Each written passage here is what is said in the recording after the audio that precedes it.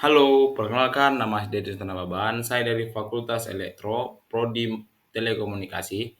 Eh, saya akan mempresentasikan mata kuliah rangkaian listrik. NIM saya 240506101. Saya dari kelas TK1A. Saya akan menjelaskan tentang proses penyaluran arus listrik. Yang pertama, proses penyaluran energi listrik dari pembangkit listrik sampai ke rumah dengan tegangan 220 volt melalui beberapa tahapan. Tahapan yang pertama, pembangkit listrik. Listrik dihasilkan di pembangkit listrik yang dapat berupa pembangkit listrik tenaga air, panas bumi, batu bara, gas, atau tenaga nuklir. Energi mekanik diubah menjadi energi listrik menggunakan generator.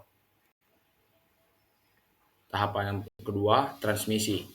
Setelah listrik dihasilkan, ia ditransmisikan melalui jaringan transmisi bertegangan tinggi, misalnya 110 kV, 220 kV, atau lebih.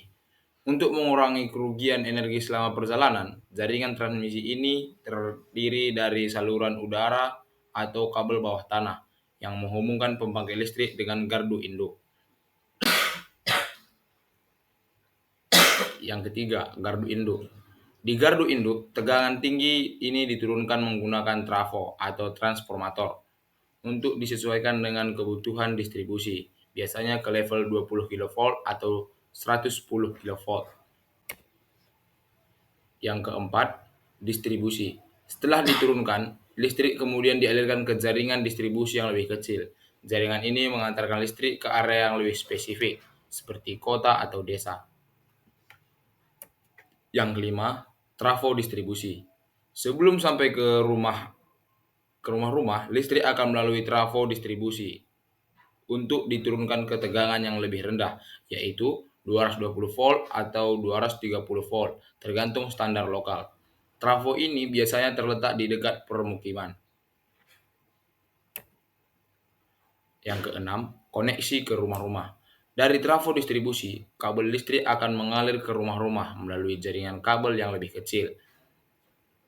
Di dalam rumah, listrik akan terhubung ke panel listrik atau MCB yang mendistribusikan listrik ke berbagai titik seperti lampu, stop kontak, dan peralatan yang memakai listrik.